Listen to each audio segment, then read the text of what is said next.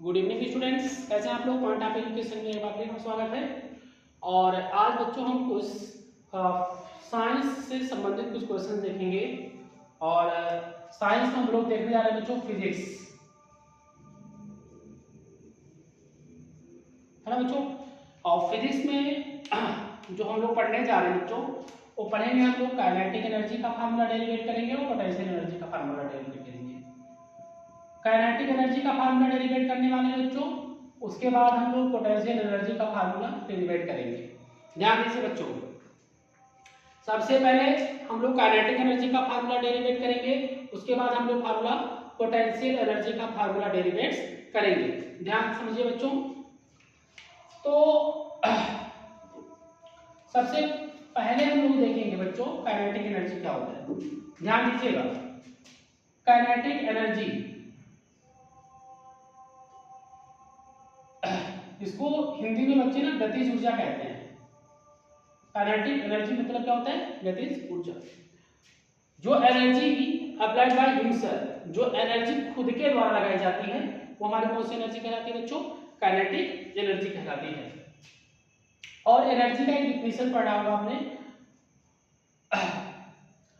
Capacity of work, कार्य करने की जो क्षमता है, कैपेसिटी ऑफ वर्क, कार्य करने की जो क्षमता है, वो उसी को हम लोग क्या कहते हैं? एनर्जी कहते हैं। Capacity of work is called energy.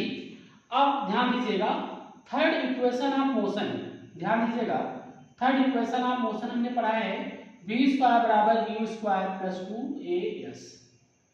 ध्यान दीजिए बच्चों, काइनेटिक एनर्जी का फार्मूला हम लोग डेरिवेट करने जा रहे हैं और उसमें सबसे फर्स्ट कंडीशन में हम रखेंगे कि v स्क्वायर बराबर u square plus 2as। This is third equation of motion. ये थर्ड इक्वेशन है मोशन का। उसके बाद यहां से हम लोग बच्चे s की वैल्यू निकालेंगे। s बराबर हो जाएगा बच्चों v square minus u square upon 2a, है ना बच्चों। This is second equation. अब ध्यान दें, अभी आपने कहा कि capacity of work, capacity of work, कार्य करने की जो क्षमता है, कैपेसिटी ऑफ वर्क, कार्य करने की जो क्षमता है, कैपेसिटी ऑफ वर्क, W बराबर आपने फार्मूला पढ़ा होगा, फोर्स बराबर पढ़ा होगा, वर्क बराबर पढ़ा होगा force into displacement, force into displacement. अब देखिए, फोर्स काइनेटिक एनर्जी के टर्म में फोर्स जो हमारा हो जाता है, वो हो जाता है mass into acceleration. What is the formula of force? Force का जो फार्मूला होता है बच्चों, मास इनटू एक्सीलरेशन होता है। मास इनटू एक्सीलरेशन होता है, into displacement indicate by S. अगर हम डिस्प्लेसमेंट की बात करते हैं बच्चों, वो हमारा एस होता है। उसके बाद mass into acceleration, what is the value of S? v square minus u square upon 2a। अब देखिए बच्चों, a से क्या हो गया हमारा? कैंसिल हो गया, तो बन गया बच्चों हाफ मास v square minus u square. देखिए बच्चों, जब हमारे पास इनिशियल वेलोसिटी और फाइनल वेलोसिटी दोनों दिया रहेगा तो इस वाले फार्मूले को अप्लाई करेंगे। बट हम लोग काइनेटिक एनर्जी का फार्मूला डेरिवेट करने जा रहे हैं बच्चों, तो आप ध्यान दीजिएगा, इफ u इक्वल टू 0 हो जाए, लाइक दैट, अगर u की वैल्यू हमारी क्या हो जाए? 0 हो जाए, तो w हमारा क्या हो जाता है? हमेशा स्टार्टिंग वेलोसिटी हमेशा शून्य होता है बच्चों। ध्यान दीजिएगा, हाफ मास v स्क्वायर माइनस 0 का स्क्वायर, यानी हाफ मास इंटू v का स्क्वायर। और कार्य करने की क्षमता, कैपेसिटी ऑफ वर्क, कार्य करने की जो क्षमता होती है, कैपेसिटी ऑफ जो वर्क होता है, उसी को हम लोग क्या कहते हैं बच्चों? एनर्जी कहते हैं। वो हमारी होती है काइनेटिक एनर्जी।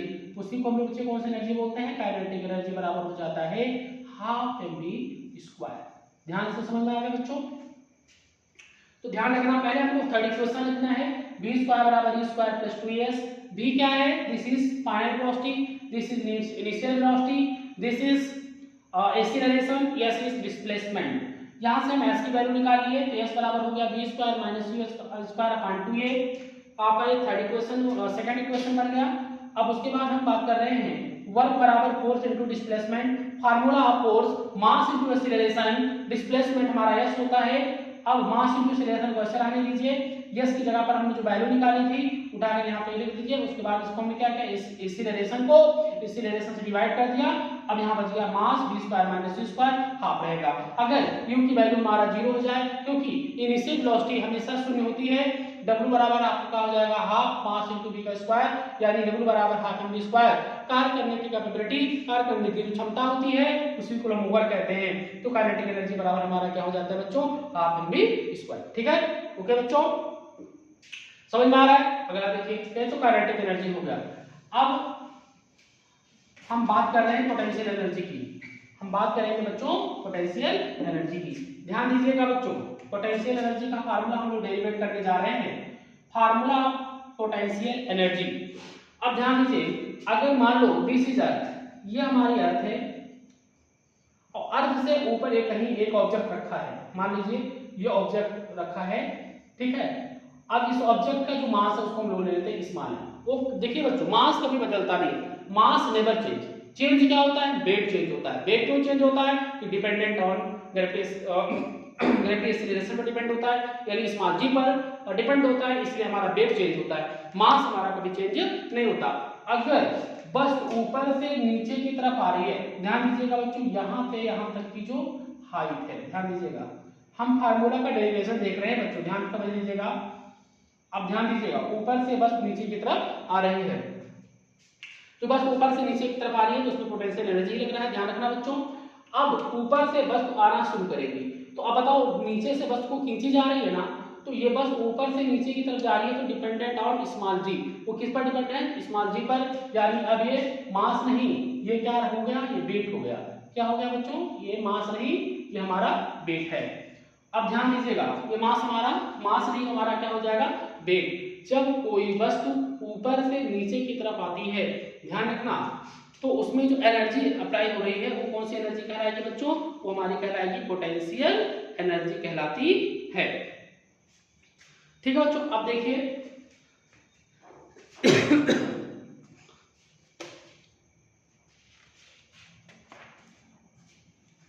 अब ध्यान दें, पोटेंशियल एनर्जी बराबर फोर्स इनटू डिस्प्लेसमेंट। एक मिनट बच्चे, वर्क बराबर होता है फोर्स इनटू डिस्प्लेसमेंट। अब फोर्स फोर्स नहीं रहा, फोर्स हमारा हो गया वेट, फोर्स हमारा क्या हो गया बच्चों, वेट हो गया। और डिस्प्लेसमेंट डिस्प्लेसमेंट नहीं रहा, वो हमारा हो गया हाइट। अब वेट जो होता है वो हमारा होता है mg, और ये हमारा हाइट है, यानी वर्क हमारा किसके बराबर हो गया, mgh के बराबर हो गया। अब यही जो वर्क है, ठीक है, इसी को हम लोग कहते हैं पोटेंशियल एनर्जी बराबर mg, यानी पोटेंशियल एनर्जी हमारी किसके बराबर हो गई, mgh के बराबर हो गई। ठीक है बच्चों, तो इसे नॉर्मल कंडीशन में इसका डेरिवेशन यही है। ओके बच्चों, तो ये दोनों के दोनों डेरिवेशन आप अच्छे तरीके से देख लीजिएगा। ओके बच्चों, थैंक यू।